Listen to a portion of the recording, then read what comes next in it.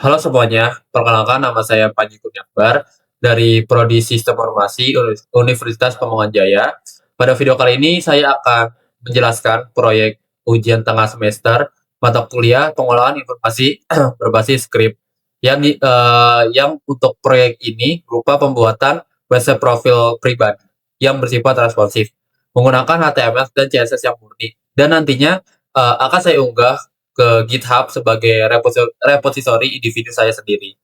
Mungkin sebelum saya mulai, saya akan membelakang terlebih dahulu formulir soal UTS saya dari mata kuliah pengolahan informasi berbasis pemrograman script. Di sini ada penjelasan, ada introduksi soal, ada ketentuan juga di sini. Website ini mungkin saya akan membuka terlebih dahulu websitenya. Nah, website ini saya beri nama Panji Web, yang menampilkan informasi lengkap tentang profil saya seperti biodata, pendidikan, pengalaman, keahlian, dan publikasi, serta hobi dan minat. Tujuan utama dari proyek ini adalah menerapkan konsep web responsif menggunakan media queries, serta memahami penggunaan teks semantik HTML, seperti header, nav, section, asset, dan footer, seperti itu. Selanjutnya saya akan menjelaskan isi dari file pertama, yaitu index.html. File ini berfungsi sebagai struktur utama halaman website. Di bagian paling atas, saya mendefinisikan doc type HTML dan HTML length ID untuk memastikan struktur HTML5 yang benar dan menggunakan bahasa Indonesia. Pada bagian header, saya menampilkan foto profil saya dengan efek animasi lingkaran emas di sekitarnya, seperti ini. Di sebelah kanan terdapat judul profil mahasiswa, dan subjudul Universitas Pamuangan Jaya Sistem Informasi. Header ini juga memiliki efek sticky dan blur, jadi ketika di scroll, header akan tetap di atas seperti ini. Jadi dia akan stay di atas. Nah, kemudian kita lanjut ke bagian nav. Di sini terdapat beberapa tombol navigasi seperti biodata, pendidikan, pengalaman, keahlian, dan publikasi. Setiap tombol memiliki icon CFG dan ketika diklik akan memanggil fungsi JavaScript, yaitu namanya adalah show section untuk menampilkan konten yang sesuai seperti itu. Selanjutnya kita lanjut ke bagian section yang ini. Di sinilah semua konten utama ditampilkan saat pertama kali dibuka. Bagian biodata muncul secara default. Jadi ketika pengguna membuka website saya dari awal itu akan secara default menunjukkan biodata terlebih dahulu. Di bagian pendidikan, sebentar. Di bagian pendidikan, saya menampilkan template dari sekolah hingga kuliah seperti ini. Ini adalah dari sekolah hingga kuliah saya. Lanjut lagi di bagian pengalaman. Jadi di sini saya pernah magang di BSLN Group sebagai IT support. Pernah mengikuti lomba di Universitas Putra Surabaya sebagai desainer UI. Pernah menjadi humas di salah satu event prodi saya sendiri, sistem informasi, yaitu GitHub Great Innovation Day Hub.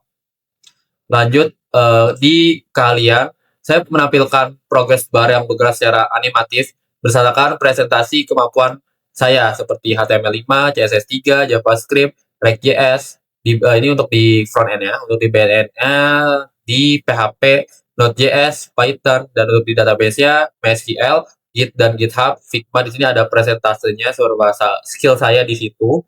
Dan di sini yang terakhir adalah publikasi. Di sini adalah paper yang sudah pernah saya buat di sini bersama tim-tim saya, ini machine learning. Dan ini adalah proyek dari bahasa Indonesia atau mata kuliah bahasa Indonesia saya. Kita lanjut ke bagian sebentar. Namanya adalah aside. Saya menampilkan daftar hobi dan minat seperti bermain tenis meja, menonton film, pemrograman, membaca, musik, dan gaming. Di bagian paling bawah yaitu footer. Saya menampilkan tautan ke media sosial saya. Jadi sini bisa dibuka ya, satu persatu. Ini bisa dibuka media-media sosial saya. Dan di tengahnya terdapat copyright saya. Dan di sebelah kanannya itu adalah nama web saya dan moto pribadi saya yaitu learn from your mistakes. Kemudian untuk file kedua yaitu style.css yang ini. Disinilah seluruh desain dan template website diatur.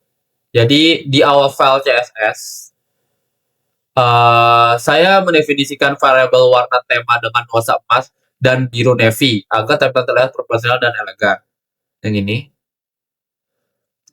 Saya juga menambahkan efek bayangan agregasi warna untuk memberikan kesan yang modern. Terus tiap bagian seperti header, navigasi, section, dan footer diberi efek blur transparan, glass morph trim, dan shadow halus. Pada bagian avatar ada animasi cincin yang berputar terus menerus dengan saya menggunakan nama fungsinya adalah key frames rotate untuk membuat animasi seperti ini yang berputar seperti itu. Mungkin selanjutnya saya akan menggunakan media queries agar layout bisa menyesuaikan ukuran layar. Jadi kita akan melihat dari file formulir saya ini dulu. Untuk pertama adalah layout untuk smartphone. Kita buka Notepad. Saya sudah mencatat untuk ukuran-ukurannya. Pertama untuk ukuran layout untuk smartphone. Kita klik kanan, klik inspect. Nah ini 375 kali 667. Di sini adalah tampilan untuk smartphone. Untuk header-nya sama. Untuk nav-nya itu adalah vertikal turun ke bawah. Untuk biodata juga section-nya adalah vertikal juga turun ke bawah. Dan untuk asset-nya jadi vertikal juga turun ke bawah. Dan untuk footer-nya ini masih konsisten. Media sosial bagian kiri, copy bagian tengah, dan nama website bagian kanan. Kita lanjut ke layout untuk tablet. Tablet portrait ya. Di sini 600 kali 900. Ini adalah tampilannya. Di sini untuk header tetap sama. Untuk navigasinya di sini jadi horizontal ya, jadi ke kanan seperti ini. Untuk biodatanya menjadi tetap vertikal, sectionnya masih vertikal. Untuk assetnya juga menjadi horizontal ke kanan. Dan untuk footernya ini masih konsisten ya. Media sosial bagian kiri, copy bagian tengah, dan nama website di bagian kanan. Kita lanjut ke tablet landscape 900 sebentar kali 600. Nah, ini untuk tampilan tablet landscape. Untuk header tetap sama seperti ini. Untuk navigasinya itu dia sama seperti layout desktop di sebelah kiri. Untuk sectionnya masih sama, menjadi vertikal ke bawah di kanan. Untuk assetnya menjadi vertikal di sini. Dan footernya tetap konsisten, media sosial bagian kiri, cover bagian tengah, dan nama web saya di bagian kanan. Kita lanjut ke layout untuk desktop, mungkin kita langsung close saja, karena ini langsung ke desktop untuk tampilannya ya. Untuk tampilannya seperti ini, jadi untuk header-nya masih seperti ini, untuk navigasinya di kiri, section-nya di tengah, dan asset-nya di kanan. Ini nav-nya itu menjadi masih vertikal ya. Biodata juga vertikal, OB juga vertikal asset-nya. Dan untuk footer-nya di sini adalah masih konsisten.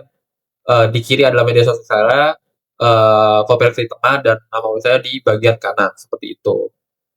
Mungkin selanjutnya kita akan sesuai dengan instruksi sini, kita akan sinkronisasi repository. Jadi saya sudah membuka github.com. Kita atau saya membuat repository ya, namanya adalah Panji UTS PIBS. Seperti itu. Ini public ya, karena disuruh public. Di sini kita nyalakan add readme ya. Kita create repository. Oke, di sini kita langsung add file, auto file, kita choose file. Kita masukkan file atau website kita di situ. Jadi ada 3 file, kita masuk 3 file. Nah, langsung kita commit chance. Nah, setelah itu di sini sudah masuk ke repository saya dan ini juga udah go public, sini ada linknya dan saya akan jadi di sini sudah bisa diakses oleh orang luar ya untuk website saya ini. Mungkin demikian penjelasan saya tentang proses pembuatan website profil mahasiswa ini. Website ini dibangun hanya dengan HTML dan CSS murni, namun tetap memiliki tampilan modern, interaktif, dan responsif. Terima kasih telah menonton video ini. Semoga hasil produk saya bisa menjadi nilai yang memuaskan. Wassalamualaikum warahmatullahi wabarakatuh.